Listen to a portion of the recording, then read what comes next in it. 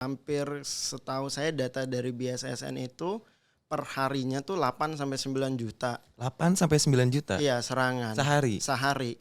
Mulai dari virus, malware, kemudian bot attack. Itu terjadi untuk semua industri kan Mas? Bukan government aja kan yang Iya, tercatat? untuk semua industri ya. Hi, welcome to R17 Podcast. So this is our first time to have a podcast bersama R17 Podcast. Dan by the way, hari ini perkenalkan Farid yang akan memandu berbagai macam rangkaian acara di podcast di R17. Dan tentunya sepanjang acara R17 kita akan selalu menyediakan pembicara, knowledge dan lain sebagainya di berbagai macam lini kehidupan. So hari ini Farid gak sendirian. Untuk pertama kalinya R17 Podcast hadir dengan pembicara yang sangat luar biasa ditemani Farid hari ini, yaitu Mas Ahmad Dhani. Apa kabar Mas Ahmad Dhani? Selamat malam Mas Farid. Oh bukan ya? Beda orang ya? Beda orang. Selamat malam. Gimana kabar Mbak Mulan Mas? Saya lagi nyari istri ketiganya Oh Mas. ketiga. Untuk pengganti Mbak Mulan juga. Oh jadi bukan madu 2, madu 3 sekarang ya? Sesuai Bukan. dengan era digital, madu 4.0. Oh 4.0. Nanti kalau ada 5.0 nambah lagi satu Nambah lagi. 5 masih boleh. Asik dong. Bercanda ya Mas ya. Kita akan kedatangan Head of Business Development Intelligence and Security, yaitu Mas Dhani Afrihan. Apa kabar Mas Dhani? Sehat Mas Farid. Gimana Mas Farid sendiri, apa kabar? Alhamdulillah Mas, sehat juga. Anak-anak sehat Mas? Alhamdulillah Sehat ya? Sehat semua. Oh, oke. Gimana Mas pekerjaan sekarang? Sekarang lumayan capek Mas, terutama setelah ini udah mulai 100% ya work from home. Udah nggak work from home lagi. Udah work from office. Work from office. Udah ditiadakan. Nah, jadi mulai dari macet, kemudian dari beban kerja. Sekarang udah balik lagi kayak normal ya Mas? Iya, benar. Hampir aku pikir udah 100% ya. 100% balik ya? Iya. Tapi Mas Dhani, sebagai praktisi di intelligence security IT ya, Iya. ada perubahan nggak dalam segi bisnis di new normal ini? Dari new normal, dari awal pandemik ya. Dari awal pandemik itu jelas perubahan dari behave-nya. Mulai dari pengguna internet sendiri. Itu kemudian mereka transformasi sebelumnya sampai UMKM pun sekarang kan semua transformasi serba digital ya. Benar.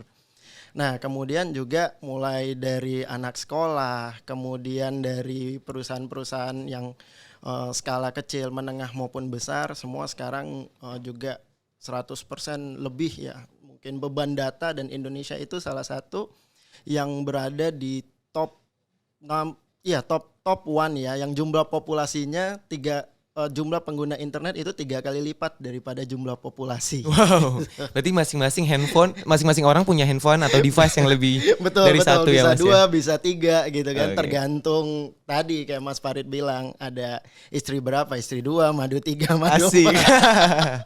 Belum lagi tuh masing-masing istri handphonenya beda-beda ya Mas? Betul. Biar gak ketahuan kan. Oke, Mas Dhani, kalau Mas Dhani sendiri kan memang concernnya di security and intelligence. Ya. Kalau dari industrinya sendiri, ada perubahan nggak tapi? Untuk industri itu lebih masif ya Mas. Untuk saat ini, untuk penggunaan baik itu mulai dari cloud computing, kemudian security-nya, kemudian IoT, kemudian juga beberapa untuk industri itu sudah mulai memakai sistem yang digabungkan dengan sistem intelligence sendiri, mulai dari machine learning, kemudian artificial intelligence. Sampai ke beberapa memang yang sistem mengacu ke arah ofensif. Beberapa seperti banking itu sekarang udah banyak gunain sistem-sistem yang memang untuk bertujuan seperti profiler. Profiler si nasabah nih. Nasabah ini terkait nggak nih dengan kegiatan-kegiatan, baik apakah dia afiliasi teroris, apakah dia punya kelainan seksual seperti pedofil dan lain-lain gitu. Oh itu bisa juga? Bisa. Jadi untuk sisi industri sendiri itu perubahannya masif nih, bukan cuma defense lagi. Ini udah mulai ke sisi ke ofensif nih, yang nge-profiling orang-orang. Kemudian kemarin kita dengar kasus mungkin yang MUI. Betul. Itu kecolongan kan, salah satunya. Nah itu sudah diundang ke istana, ternyata dia salah satu pendana buat jihadis. Betul. Nah sistem-sistem seperti ini kemudian yang mendorong penggunaan daripada sebelumnya cyber security yang hanya buat defense sekarang menjadi juga offense gitu. Oke. Jadi penggabungan sistem offense itu ada beberapa, mulai dari grup di sosial medianya pertama. Nah, kita profiling dulu nih si orang punya media sosial apa, Instagram, kemudian apakah Facebook, Twitter, apakah punya TikTok. Kemudian kan sekarang ada yang lagi hot tuh Bigo gitu kan. Begitu. Nah, itu dari situ si seseorang ini kita profiling, kemudian kita akan tahu itu kecenderungannya nih si seseorang di grup apa. Nah, grup-grup seperti ini biasanya mereka tuh ada yang grup tertutup, ada yang grup terbuka. Nah, grup terbuka ini di beberapa daerah itu yang kurang mengerti tentang IT, mereka terbuka nih, gitu. Nah, kemudian ada juga grup yang tertutup. Grup tertutup ini biasanya butuh verifikasi panjang nih untuk masuk ke dalam suatu grup tertentu. Nah, karena kan sekarang sudah banyak operasi-operasi patrol cyber, baik dari Mabes Polri maupun dari Mabes TNI sendiri gitu. Oke, jadi memang sekarang tuh semuanya serba ofensif bisa dibilang. Ya, rata-rata sekarang beberapa sudah ofensif, termasuk juga seperti kebutuhan IT di asuransi. Nah, itu ada ofensif namanya lie detector di situ. Jadi apakah seseorang berbohong, kemudian apakah seseorang ini memang mengklaim sesuatu berdasarkan keadaan. Nah, jadi IT sudah macam-macam nih payungnya nih. Nah, segitu dalam ya ternyata ya Mas ya? Ya, benar. Bukan hanya bagian dari proses atau mekanisme bisnis gitu ya? Benar.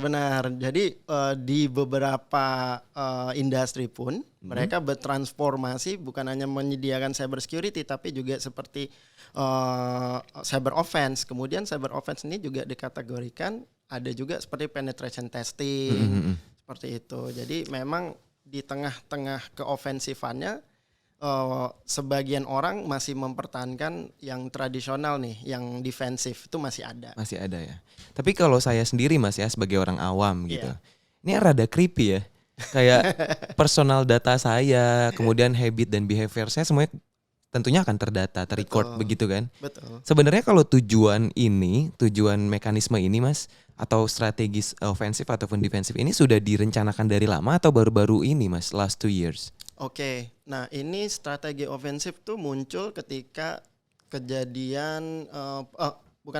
perubahan kita dari behave work from office ke work from home. Nah, di sini itu ada kecenderungan bagi para hackers yang memanfaatkan situasi. Nah, kita sebutnya bukan cuman immunity ke badan nih, Betul. tapi juga ada cyber immunity. Jadi juga di beberapa strategi yang ofensif sebenarnya mereka juga capek kalau terus defense. Beberapa juga ngebales nih. Nah, apalagi para hackers yang kemarin mungkin pernah dengar data yang Mabes Polri nih bocor anggotanya, kemudian di BSSN itu kan kritikal ya, BSSN secara yang paling terdepan, di garda terdepan yang kita percayalah. Tapi justru malah kebobolan. Ya benar, dan itu kebobolan salah satu fasilitas yang kritikal itu fasilitas sandbox. Fasilitas sandbox ini itu pusatnya malware. Nah, malware ini itu alat-alat ofensif di dalam IT. Nah, itu yang perlu kita perhatikan ketika kita bermain offense, we need to protect also our defense gitu. Oke, ternyata memang itu sudah ada, kemudian diakselerasi berdasarkan kondisi pandemi di 2 tahun terakhir ini ya Mas. Betul. So anyway, we all know that Mas ya, kalau pandemi itu has created acceleration of implementation technology gitu Mas. Betul. Tapi kalau dari challenges-nya sendiri, apa sih the biggest challenges that we ever faced begitu di industri pertahanan untuk implementasi dari teknologi itu Mas? Oke, nah ada beberapa yang challenge saat ini ya Mas ya, selain Mas Farid, selain virus yang normal, kemudian ada malware yang sebagian kita ketahui. Nah, ada juga hijacking sekarang kalau Mas Farid main kripto, nah itu dia nge-hijack si komputer Mas buat jadi botnet. Iya. Dia ngenambang sendiri nih. Betul. tentu kerugiannya mungkin nggak kerasa, tapi kerugian bayar listrik token kan kerasa juga Betul. gitu kan. Nah kemudian botnet di beberapa, misal Mas sekarang ada apps dating. Nah itu ada apps dating ya, kalau Mas main Tinder, Bumble gitu-gitu Wah, kan. ini cocok buat teman saya, Mas. Nah. Micet berlaku nggak Micet? Micet juga berlaku. Micet berlaku. Micet itu juga salah satu yang perlu diwaspadai untuk serangan disebutnya dialer. Dialer ini scam yang membuat kadang tiba-tiba Mas bisa dapat telepon dari +1 nih, atau +7 dari Rusia. Padahal kan nggak pernah. Kalau plus plus ada nggak, Mas? Nah, plus yang Lanjut, Mas, silakan. Nah, Oke. Jadi challenge-nya selain dari malware, kemudian kita punya phishing, kemudian botnet yang kalau sekarang lagi booming banget nih, di mana-mana kripto. Kemudian ada juga serangan yang berjenisnya social engineering. Nah, ini semua pengguna rentan saat ini. Nah, itu lebih dari 57% pengguna yang saat ini mulai menggunakan internet secara masif itu dengan sangat mudah data-datanya, perilaku di internet, di HP-nya. Misalnya nih kayak Mas misalnya buka Detik nih, detik.com. Nah, itu kan akan kelihatan iklan apa nih yang Mas suka nih. Beda-beda nih Mas, mungkin iklannya iklan bola. Nah, saya iklannya misalnya saya suka trading emas. Nah, iklannya terkait dengan itu. Jadi di situ disusupi namanya serangan advertise intelligence. Kalau kita ngeklik, nah itu beda apa lagi. yang terjadi? Kalau kita ngeklik itu Mas akan diarahkan ke link phishing. Link phishing ini link yang memang untuk membuat Mas terkecoh lah. Itu macam-macam, misalnya suka login ke Facebooknya, dan itu mirip, sulit dibedakan untuk pengguna awam. Nah, disitulah perannya industri yang memang bermain di bidang defense itu untuk fokus terhadap pertahanan user-user ini. Nah, gitu. Ini kan bicara soal kebocoran data nih, Mas. Ya. Ya kan? Kita sering banget terima SMS gitu ya, dari nomor nggak dikenal, unknown number gitu, menawarkan pinjaman online misalnya, Pijat Plus gitu kan, atau penipuan scam-scam yang bilangnya saya lagi di rumah sakit, anak Anda lagi di bla bla bla gitu kan. Ada yang baru yang gitu? dari dukun nama pocong. Iya kan? Jodoh. Ada lagi lipat ganda uang gitu kan. Nah, kalau ada beneran tuh orang nggak nyari duit kayak gitu ya. Lipat gandanya sendiri duitnya. Nah, itu kenapa bisa terjadi, Mas? Itu prosesnya gimana gitu?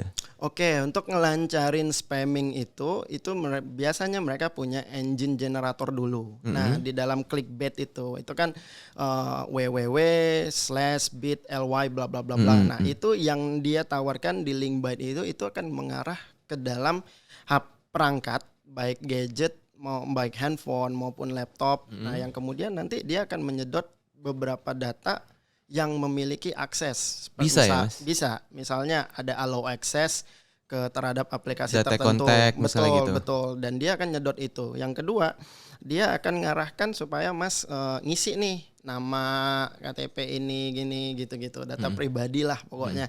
Yang nantinya akan mereka gunakan sebagai bisa untuk ngancam balik, bisa untuk dia minjem online juga bisa. Nah, itu sering terjadi, data kita digunakan untuk peminjaman online gitu gara-gara itu. Oke, terus how about responsibility of government, Mas, untuk protect data masyarakat? Oke, nah dari pemerintah sendiri itu sudah mulai digalang ya, Mas, untuk cyber security awareness.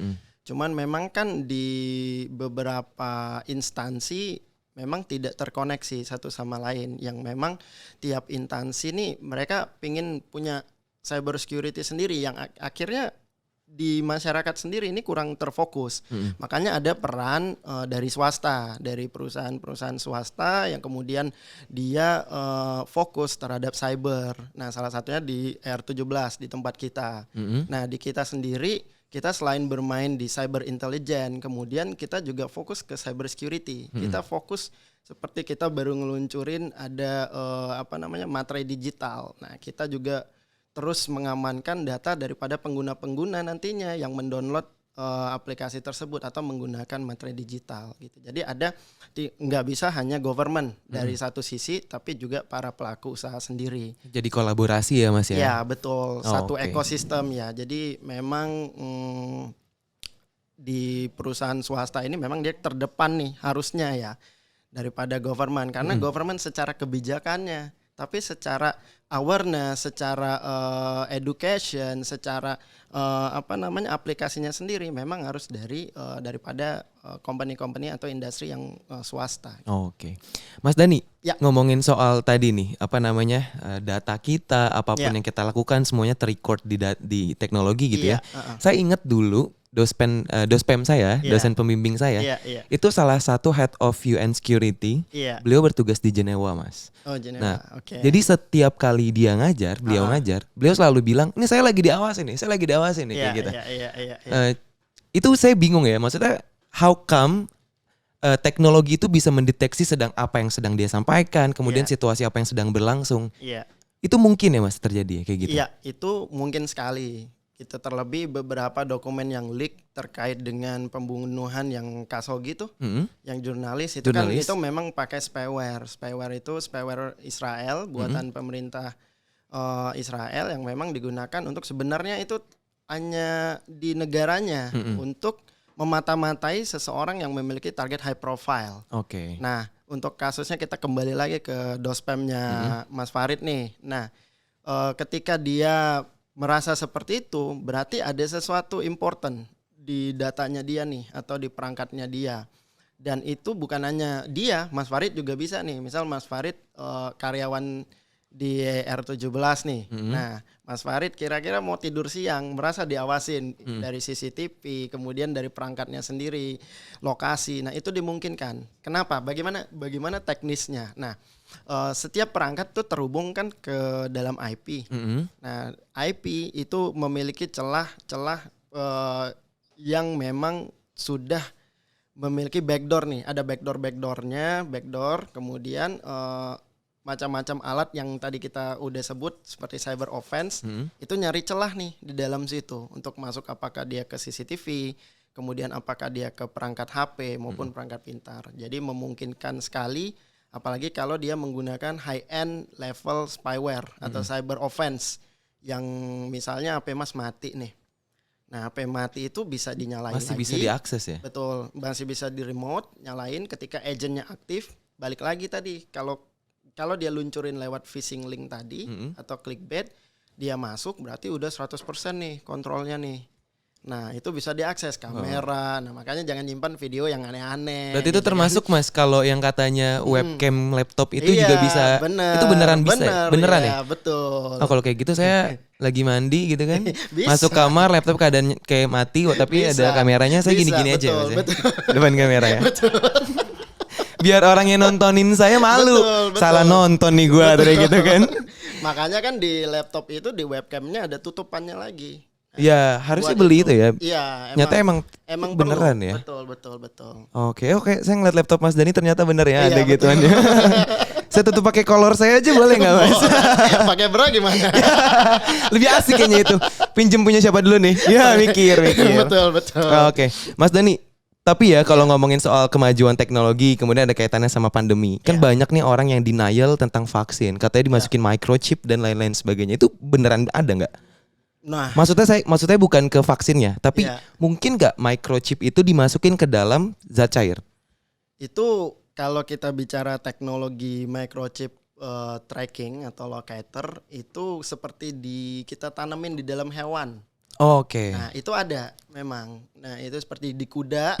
Kuda itu tiap kali mau tanding itu kan kuda Iya, lahir nih. kecepatannya kayak gitu ya. Iya, itu sudah ada microchip di dalamnya. Mulai dari tracking kecepatan, data dia, silsilah dia. Ini jadi kuda bukan kuda kawin sirih nih. Kalau main kuda-kudaan gimana Mas? Nah, itu juga bisa. Oh, itu juga bisa? Itu microchipnya lain lagi. kan? Speednya gimana gitu?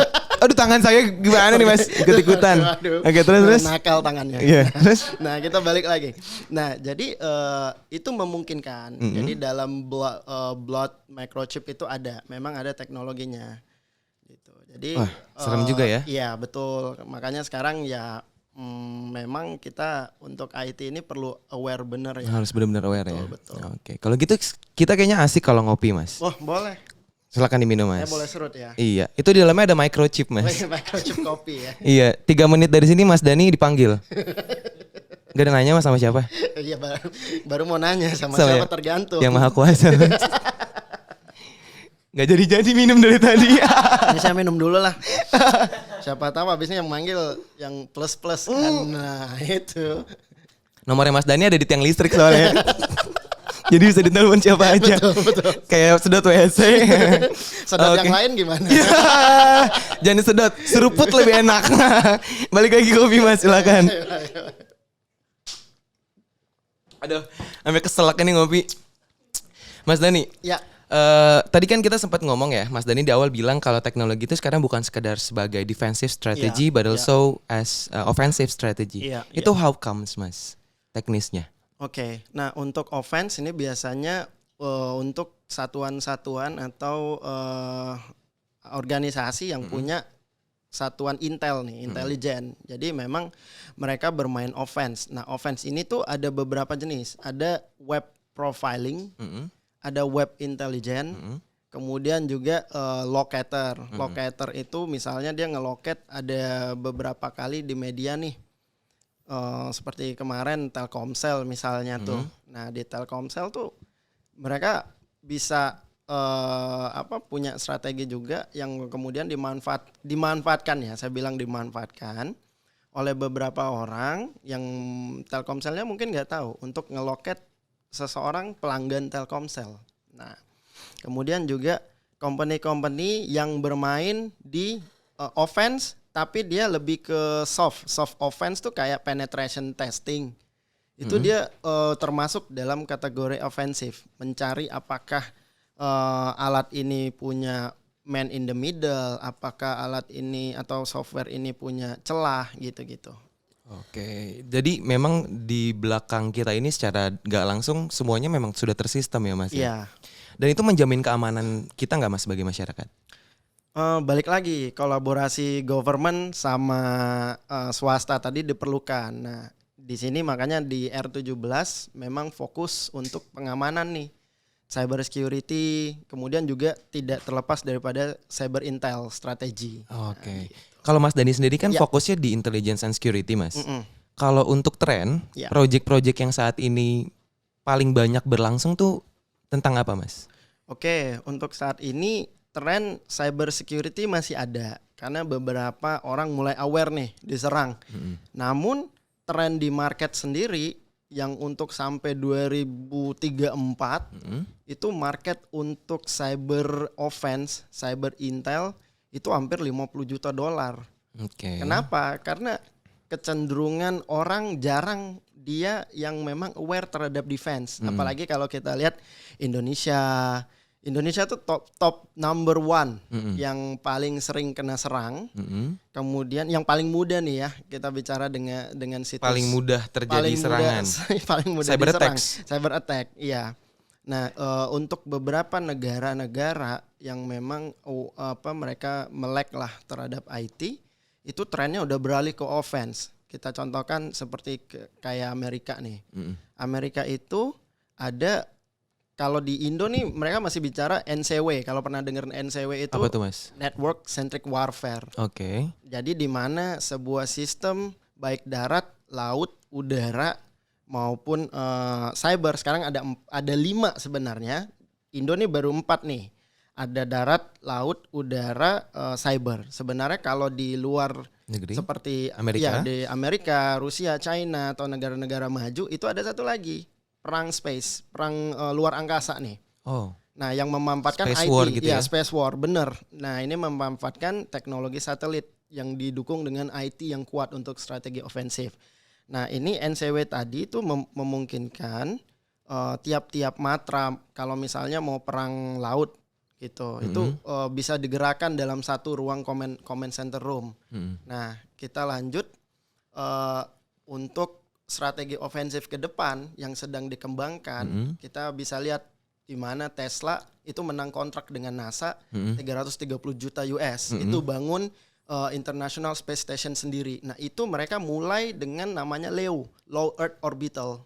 Itu perang di mana nanti masif orang hanya dengan gerakin satelit dia bisa nembak. Untuk apa fungsinya? Sekarang negara-negara maju itu takutnya bukan sama antar mereka, bukan. Betul. Tapi sama Iran satu, sama North Korea. North Kenapa? Karena cadangan plutonium dan rudalnya aktif di sana. Oke. Untuk ngalahin rudal ini, mereka butuh Harus IT nih. ngedetect itu ya. Ya betul, butuh IT yang nantinya nembak ke satuan hulu-hulu rudal-rudal sehingga perangnya balance. Jadi nggak takut lagi nih kalau diancam Iran, ya udah lu sanksi gue, ya udah gue serang nih pakai rudal. Jadi kan takut sekarang.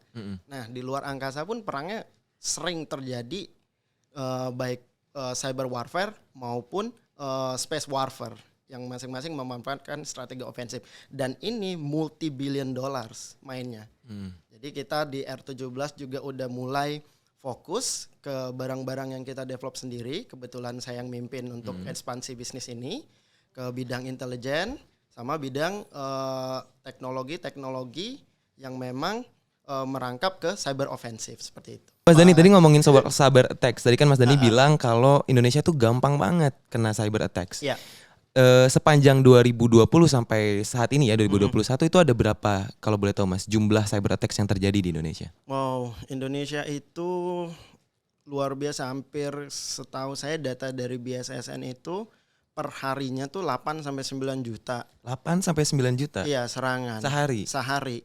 Mulai dari virus, malware, kemudian bot attack, kemudian phishing link, kemudian dialer nih sering banget kan. Telemarketer gitu-gitu itu termasuk dalam catatan cyber attack. Bisa dikalikan tapi itu terjadi 360 hari tuh. Wah, banyak banget ya. Banyak banget itu terjadi untuk semua industri kan Mas, bukan government aja kan yang Ya, tercatat. untuk semua industri ya, apalagi yang paling terdampak tuh kayak banking. Banking tuh banking sekarang mulai aware. Kalau nantinya kita fokus ke bisnis untuk banking juga. Kalau saya kan di cyber intelligence ya. Nanti itu juga mereka mulai aware nih untuk serangan-serangan seperti ini yang memfokuskan untuk pertahanan banking. Biasanya banking apa yang diserang Mas? Bisa data nasabah, kemudian transaksinya. Kalau di delay, kemudian ada man in the middle-nya. Misalnya saya mau ngirim duit nih ke Mas Farid, tiba-tiba ada saya di tengah-tengah gitu, uangnya masuk ke saya. Oke. Gitu, itu kejadian dan itu bisa ya? Itu bisa. Jadi dia nge-tapping antar jalur di tengah-tengah. Kemudian juga berapa kali kejadian yang memang kita sebutnya mining quote to pro. Quote to pro ini dia mining duit 10 sampai 100 perak aja. Kalikan 200 juta nasabah. Gitu. Nah itu sering kan tiba-tiba hilang cepet 100 perak yang nggak kerasa lah, kalau saya hilang 1000 juga saya nggak mikir gitu. Tapi itu kecolongan sampai 57 miliar gara-gara itu. 100 perak. 100 perak kan. Luar Main biasa 100 perak ya. Jadi sedikit menyeramkan ya Mas kalau memang perkembangan teknologi ini benar-benar pesat berkembang tapi justru risk of cyber threats juga berkembang. Iya, benar. So what is the solution to prevent the future of cyber threats Mas? Oke. Nah, kita di R17 fokus kepada solusi-solusi sekarang yang bersifat SOAR. SOAR ini Security Orchestration Automation Response. Nah, solusi ini satu tingkat lebih tinggi di atas SIEM. SIEM System Information Event Management. Jadi SOAR yang kita fokuskan di R17 itu selain dia tahu ini celahnya di mana nih. Kemudian peluang untuk para hackers masuk atau nyerang lewat mana. Nah, SIEM, kalau kita bicara SIEM, dia hanya sampai situ. Mas Farid sakit, kena hujan, kemudian ya udah karena kena hujan, lu ntar beli obatnya paracetamol ya. Beda. Nah, di SOAR yang kita kembangkan juga di R17, itu fokusnya nanti kita bisa nyembuhin dengan automation. Jadi ketika Mas Farid sakit, kita kasih obatnya, dosisnya sekian, kita tambahin. Berikutnya kita kasih lagi vitamin C 1000 misalnya, supaya daya tahannya kuat. SOAR melakukan hal yang sama. Ya, betul. Nah, itu salah satu untuk solusi di bidang defense. Kemudian juga antivirus, kita bukan hanya fokus kepada antivirus yang memiliki database nih. Database itu kan update mulu gitu-gitu kan. Kita fokus ke sustainability development of cyber defense. Jadi kita fokusnya kita punya machine learning di cyber security untuk antivirus. Yang mana nanti apabila tidak diperpanjang, misalnya kan untuk bidang-bidang ini sensitif terhadap license ya, Mas ya. Nah, ketika tidak diperpanjang dia tetap bisa hidup gitu. Karena serangan tahun 1990 sampai 2021 ini metodenya sama. Yang kita mainkan machine learning. juga kita fokus ke pengembangan alat-alat yang bersifat forensik. Nah, forensik di sini nantinya kita bisa melihat celah-celah untuk serangan-serangan yang bersifat ofensif. Jadi kita bisa nambal nih nanti gitu. Itu yang digital data forensik gitu ya, Iya, Mas betul, ya? betul. Oke, luar biasa. Jadi memang saat ini pemerintah dan juga penyedia service infrastructure, intelligence, security, intinya di IT, itu saling berkolaborasi untuk menyiapkan solusi beserta dengan option-option lain ya Mas ya, untuk menunjang implementasi dari teknologi itu benar-benar terimplementasi dengan baik gitu ya Mas ya. Benar. Oke. Jadi memang harus saling kerjasama ya. Jadi Mas Dani bisa tuh ya nge-tracking orang ya. Tergantung Bisa ya? permintaan. Tergantung permintaan. Oh, jadi Mas Dani yang open BO gimana? Pengennya gitu Mas, Pengennya nambahin gitu ya. nambahin sisiran lah. Nambahin sisiran. Iya. Oke, siap. Thank you banget Mas Dani buat Terima kehadirannya, kasih, Mas buat Farid. knowledge-nya yang udah dibagi Terima bukan cuma ke kasih. saya aja, tapi juga Iya. ke R17 People dimanapun berada yang menonton R17 Podcast kali ini. Iya, terima Such an kasih. honor for me untuk bisa discuss dengan Mas Dani secara langsung ya. Pleasure was mine, Mas Oke, Farid. amin. Terima So, kasih. jangan bosan-bosan Mas main ke R17 Podcast. Sampai Iya. ketemu lagi di sesi berikutnya. Buat R17 People juga di rumah, jangan pernah bosan. Sampai ketemu lagi di R17 Podcast berikutnya.